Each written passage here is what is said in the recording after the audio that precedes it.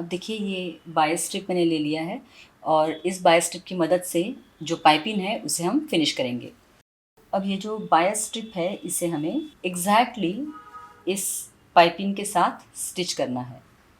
इस तरह इसे इस तरह रख के इस पाइपिंग के साथ हमें स्टिच करना है और फिर वो पलट के इस तरह से फिनिश हो जाएगी। तो शुरू करते हैं। एक्स्ट्रा रखना है इस कपड़े को हमेशा। जितना हमने पाइपिंग एक्स्ट्रा रखा है उतना ही इस स्ट्रिप को भी हमें एक्स्ट्रा रखना है और हम स्टिच करना शुरू करते हैं।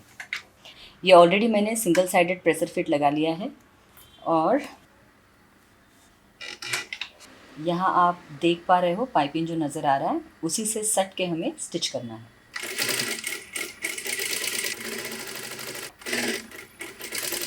देख लेना है कि ये स्टिच ठीक से आ रही है या नहीं।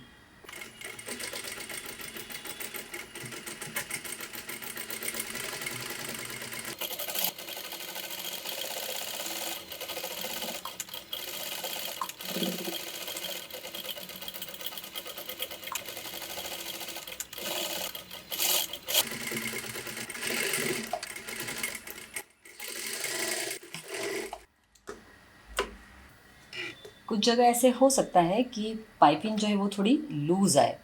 ये स्टिच हमें एग्जैक्ट यहाँ चाहिए, तो आप इसे एक बार और स्टिच चला सकते हो। इस पट्टी को पाइपिंग से इस तरह रखना है।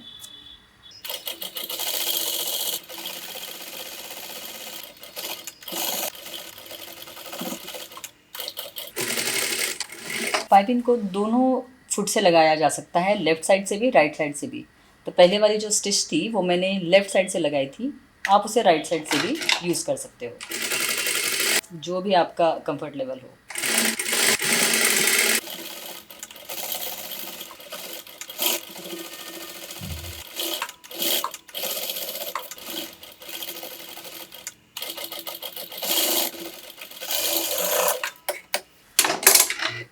अब इस पट्टी को हमें इस मार्जिन के ऊपर इस तरह से टर्न करना है और फिर एक बार और टर्न होके ये जो हमारी पाइपिंग है ये इस तरह से यहाँ लग जाएगी। ये करने से पहले हमें ये जो मार्जिन है इसमें कट्स लगाने हैं ताकि आसानी से ये पट्टी जो है वो गले पे बैठ जाए। तो इस पर कट्स हम लगा लेते हैं।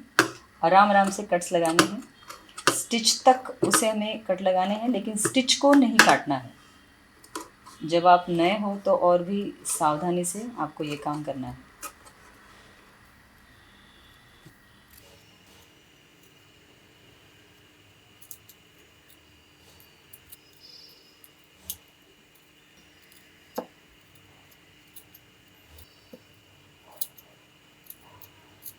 यूँ। अब इस पट्टी को हम पलट देते हैं इस मार्जिन के ऊपर और यहाँ हमें इस डिच के अंदर हमें स्टिच लगानी है। ये स्टिच इन अ डिश लगाने के लिए ये जो प्रेशर फिट है मैं इसे यूज़ करूँगी। इस प्रेशर फिट को stitch in a ditch pressure fit ही कहा जाता है और ये हमारी साइट www.houseofsarita.com पे अवेलेबल है। मैं इसे लगा लेती हूँ पहले।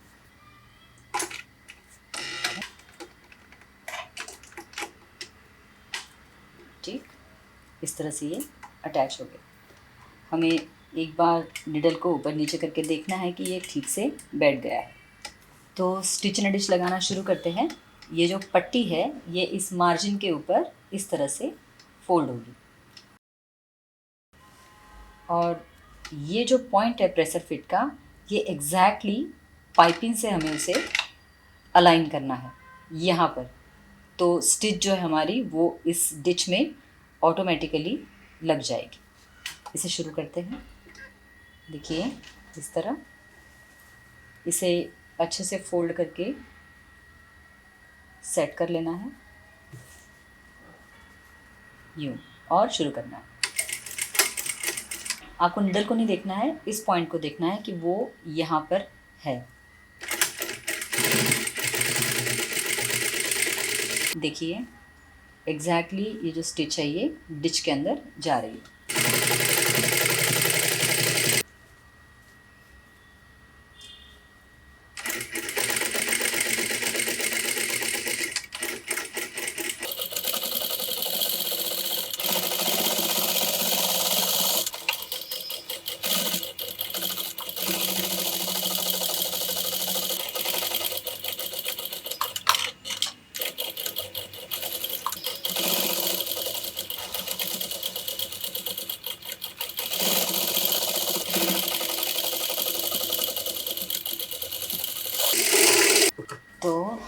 यहाँ पर हमने ये स्टिच इनर डिच जो है वो लगा ली है। इसे इसलिए लगाते हैं कि जब स्टिच फैब्रिक के ऊपर आता है और हम उसे फोल्ड करते हैं तो हो सकता है कि वो अच्छे से स्प्रेड ना हो। डिच के अंदर जो स्टिच होती है पाइपिंग लगाते वक्त, वो इसी पर्पज़ के लिए होती है। बाकी टाइम भी स्टिच एंड डिच का यूज़ होता है, बट उसके पर्पज़ जो है वो अलग होते हैं। जब वो चीज़ें आएंगी तब वो हम देखेंगे कि और किस काम के लिए आप इस प्रेशर फिट का यूज़ कर सकते हो। अब जो है नेक्स्ट, ये जो एक्सेस मार्जिन है इसे हमें कट कर देना है, इसकी हमें ज़रूरत नहीं है। जो एडिशनल मार्जिन है, यहाँ भी जो एक्सेस मार्जिन है उसे हमें कट कर देना है। जो हमें आधा से पौना इंच जो हमें एक्स्ट्रा चाहिए होता है उसी को रखना है, उसके परे जो है उसे कट कर देना है। अब देखिए, इसे मैं, ये जो मार्जिन है एक्सेस, इसे मैं छांट देती हूँ। बहुत धीरे धीरे से ये काम करना है जब आप नए हो, अदरवाइज़ कभी कभी टेंशन होता है कि आप मेन ब्लाउज़ का जो फैब्रिक है उसे ही कट कर दो। तो बहुत ही शांति से, आराम से ये काम करना है।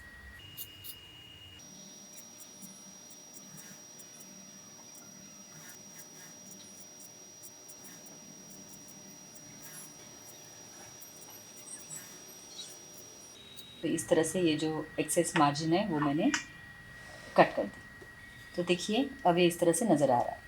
अब बस ये जो मार्जिन है ये अंदर की तरफ फोल्ड हो जाएगी और यहाँ इसे हमें हैंड हेम करना है, तुरपाई करना है। और बाहर की तरफ से इस तरह से ये हमारी पाइपिंग फिनिशिंग के साथ नज़र आएगी। बहुत से लोग यहाँ पे स्टिच भी चलाते हैं, कर सकते हो आप वो भी, लेकिन मैं बाहर की तरफ से क्लीन फिनिश रखना चाहती हूँ, कोई स्टिच यहाँ पर न दिखे, इसलिए मैं उसमें तुरपाई करूँगी, स्टिच नहीं चलाऊँगी। ये साइड फिटिंग है, साइड मार्जिन, जो कि जनरली हम उसे इस तरह से अटैच करते हैं फ्रंट के साथ, है ना। इस तरह से जो 1.5 इंच का मार्जिन है उसे पकड़ के मैंने यहाँ स्टिच लगाई है। ओके, स्टिच लगाने के बाद जो मार्जिन है उसे मैंने दोनों तरफ स्प्रेड करके हैंड हेम कर लिया है। यहाँ पर हेमिंग करके मैंने उसे फिक्स कर लिया है। ये मैंने इसलिए किया है कि इस ब्लाउज़ के लिए जो स्लीव है उसे मैं गोलाई में अटैच करना चाहती हूँ। अब ये हमारी स्लीव है। स्लीव में जो 1.5 इंच का मार्जिन हमने दिया था उसे मैंने ऑलरेडी स्टिच कर लिया है। अब ये जो मार्जिन है इसे भी मैं इस तरह से स्प्रेड करके यहाँ पे हैंड हेम कर दूँगी, जैसे कि मैंने इस स्लीव में ऑलरेडी कर लिया है। जो मार्जिन है उसे स्प्रेड करके हैंड हेम करके उसे यहाँ पर फिक्स कर लिया है। जब भी हम स्लीव अटैच करते हैं, अटैच करने से पहले स्लीव के कैप पे हमें ईजिंग स्टिच लगा लेनी है। जो भी आपका सेंटर है उस सेंटर से 2-2.5 इंच दोनों तरफ एक ईजिंग स्टिच हमें चला लेनी है। ईजिंग स्टिच चलाने के लिए इसे निडल को इंसर्ट कर लेना है और स्टिच चलाते वक्त उंगली को प्रेशर फुट के नीचे जो फैब्रिक है उससे पुश करना है या पकड़ के रखना है बस।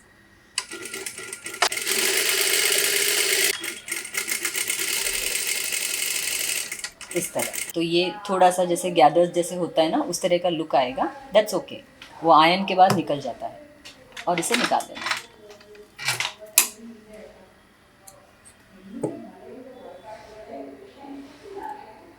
और अब जो है हम स्लीव अटैच करेंगे।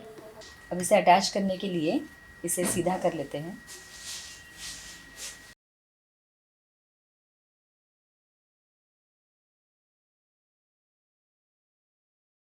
ये सब हमने इसलिए किया है कि इस ब्लाउज़ की जो स्लीव है इसे हमें गोलाई में अटैच करना है। स्लीव को हम गोलाई में इसलिए अटैच कर रहे हैं क्योंकि स्लीव कट करते वक्त जो कैप हाइट हमने लिया है वो बहुत ज़्यादा था, 5 इंचेस का कैप हाइट हमने लिया है। इन्हें ब्लाउज़ की स्लीव का जो लुक है वो थोड़ा सा रिंकल फ्री चाहिए, मतलब बाइसेप के पास, अंडर आर्म के पास स्लीव में ज़्यादा सलवट जो होती है, रिंकल्स जो होती है वो उनको नहीं चाहिए, वो क्लीन दिखना चाहिए।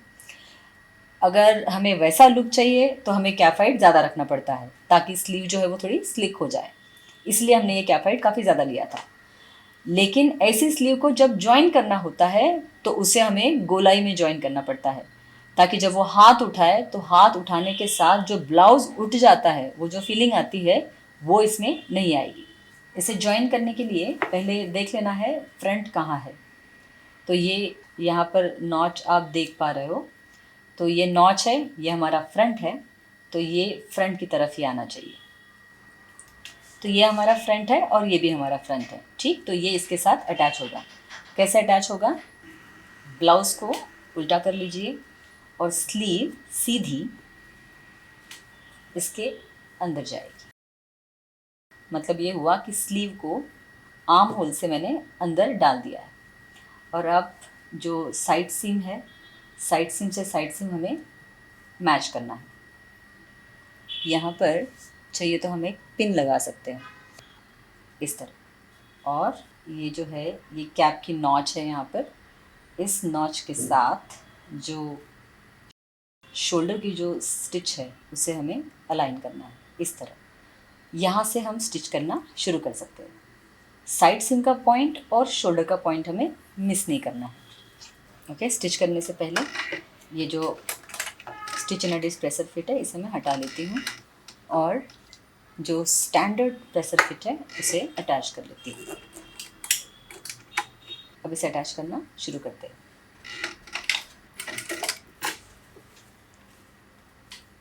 ये स्लीव और ये ऊपर का हिस्सा, इसे बराबर से एक दूसरे के साथ अलाइन करना है, होल्ड करना है यहाँ पर और स्टिच करना है।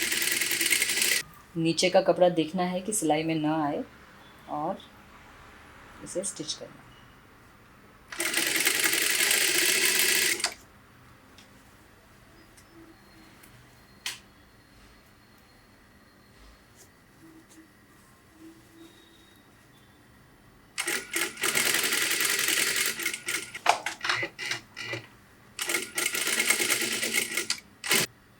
पिन हटा लीजिए।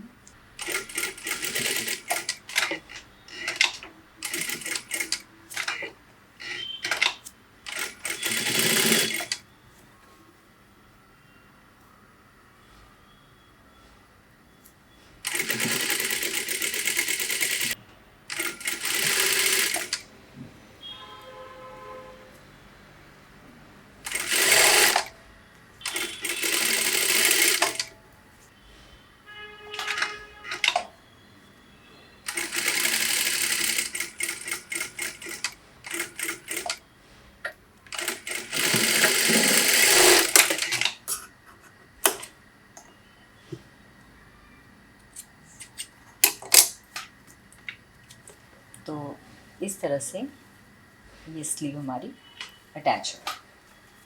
देखिए, साइड सीम से साइड सीम हमेशा मैच करना चाहिए और शोल्डर से कैप का सेंटर। जैसे स्लीव अटैच करते टाइम मैंने बस 2 जगह पे पिन लगाई थी, तो आप 2 से ज़्यादा जगहों पे भी पिन लगा सकते हो ताकि स्लीव अटैच करने में कोई दिक्कत ना आए। अब ये जो नेक है मैं इसे आयरन करके थोड़ा सा बिठा कर ले आती हूँ। इस पाइपिंग को मैं आयरन करके ले आई हूँ, तो बहुत ही खूबसूरती से ये पाइपिंग हमारा बाहर की तरफ निकल आया है और इसे मैंने आयरन करके सेट कर दिया है।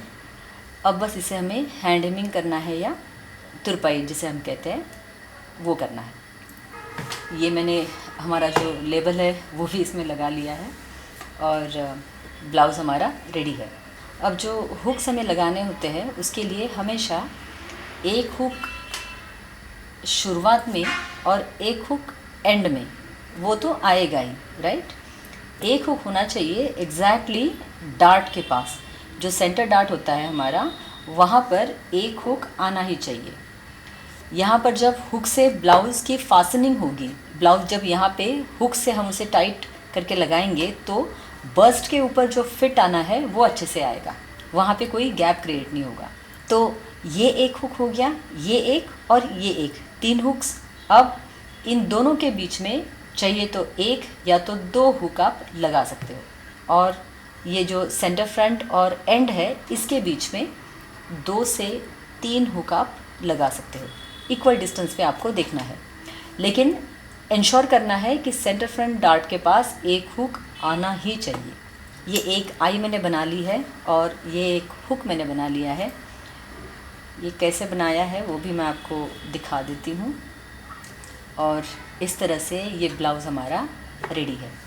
आशा करती हूँ आपको समझ आया होगा, अच्छा लगा होगा। सिलाई प्रैक्टिस से ही आती है। जितना ज़्यादा आप प्रैक्टिस करोगे उतना अच्छे से फिनिशिंग आपके हाथ में आएगी। और यहाँ पे आप देखिए बहुत अच्छे से जो उभार आना चाहिए ब्लाउज़ में वो हमें यहाँ मिल रहा है। बेल्ट भी अच्छे से अटैच हो गई है। फ्रंट में जो एक्सेस लेंथ आ जाता है वो भी यहाँ पे रिड्यूस हो गया है ना। ब्लाउज़ थोड़ा सा ऊपर की तरफ जा रहा है, मतलब जब ये ब्लाउज़ पहना जाएगा बॉडी के ऊपर तो फ्रंट में कमर के पास कोई फोल्ड जो है वो नहीं आएगी। आशा करती हूँ आपको समझ आया होगा। वीडियो को लाइक और शेयर ज़रूर कर दीजिएगा। चैनल को अगर सब्सक्राइब नहीं किया है अब तक तो सब्सक्राइब कर लीजिए। और अगर आपकी कुछ क्वेरीज़ हैं, सवाल है तो मुझे कमेंट में पूछिए। धन्यवाद। यहाँ देखिए ये जो पाइपिंग हमने अटैच की थी हमें इसे हेमिंग करके फिक्स करना है। तो पहले आयरन की मदद से मैंने इसे फोल्ड करके यहाँ फिक्स कर लिया है इस तरह। ये जो एक्सेस मार्जिन हमने रखी थी उसे अंदर की तरफ मोड़ के हमें इसे पलट देना है और फिर तुरपाई की मदद से या हेमिंग की मदद से उसे फिक्स कर लेना है। इस गांठ को अंदर की तरफ मोड़ दीजिए और इसे मज़बूती से हमें यहाँ पे फिक्स करना है।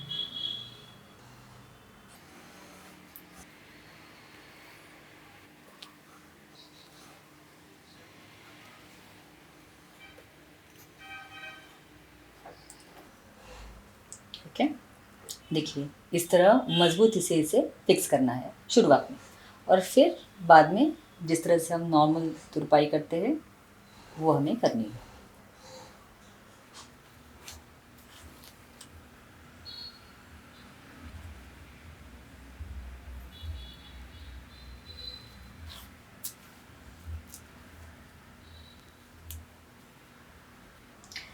तुरपाई करते वक्त ध्यान रखना है कि धागे जो है वो पीछे की तरफ न दिखे।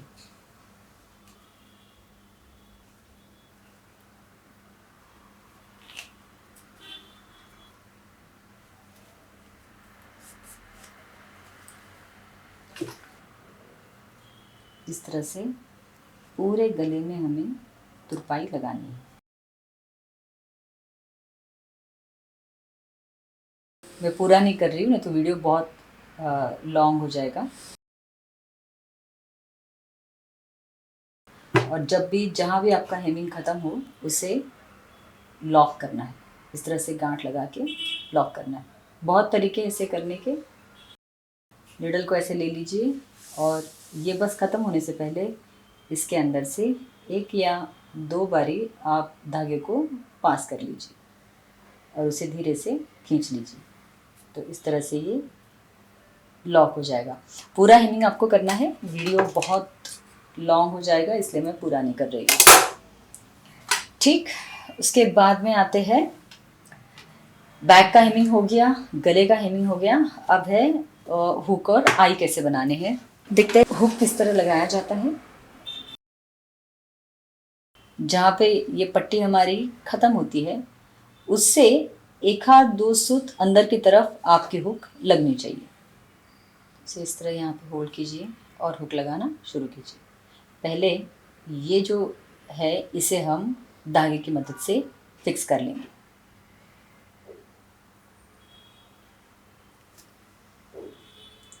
शुरुआत में लॉक कर लेना है एक दो गांठों से।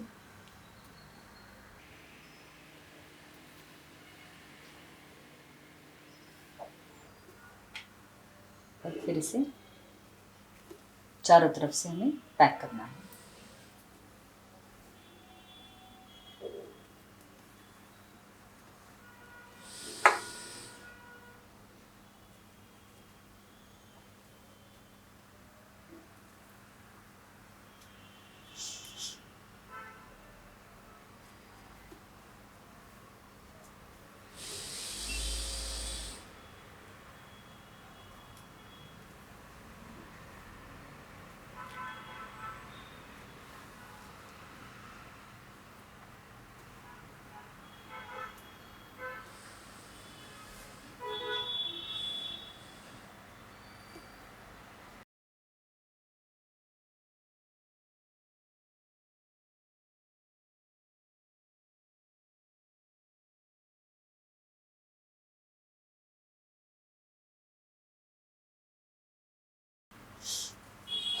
अब ये यहाँ पर फिक्स हो गया। अब ये जो हिस्सा है इसे भी हमें कपड़े के साथ फिक्स करना है।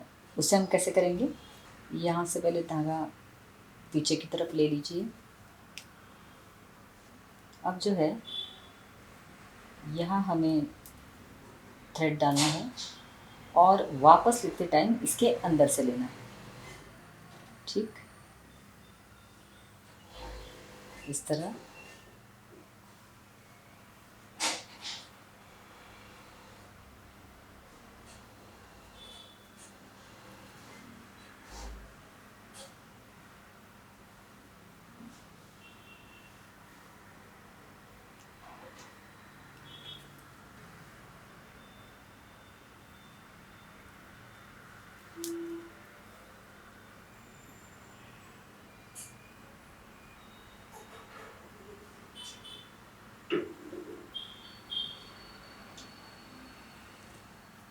देखिए ये हुक यहाँ पे अच्छी तरह से पैक हो गया है।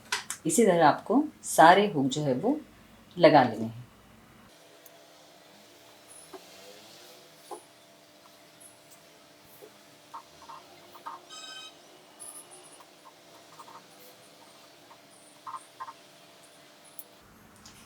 यहाँ पर ये जो गैप होता है इसे भी हमें हेम करना होता है, तो मैं इसे भी हेम कर लेती हूँ।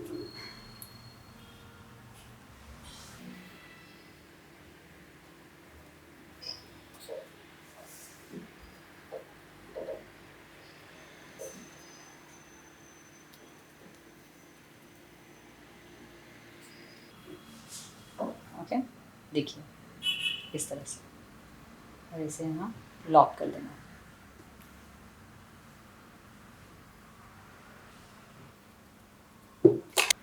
एक आई भी बनाते हैं। ये जो दो सिलाई हम लगाते हैं एक चाप की, उसके बीचों बीच हमें आई बनानी होती है। आई बनाने के लिए खैर धागा 3-4 बारी नीडल में रोल करके लेना है।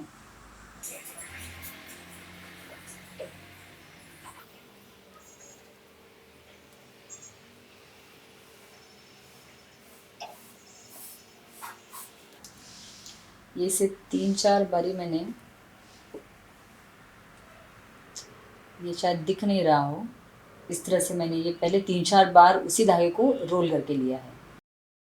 अब सुई को हमें उल्टा करना है इस तरह, और आई बनाने के लिए इस तरह से गांठें लगानी है।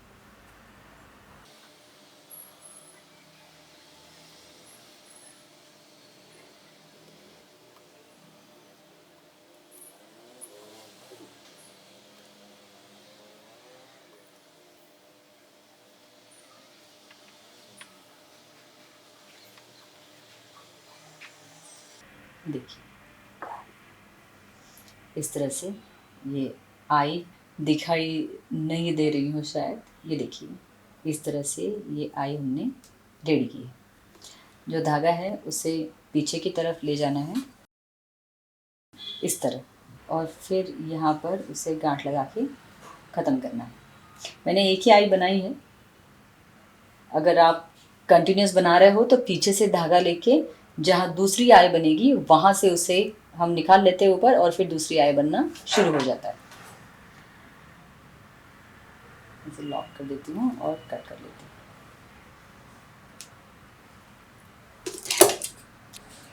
हूँ। लेबल्स और टैग यूज़ करते हो तो उन्हें भी इस तरह से आप कनेक्ट कर सकते हो।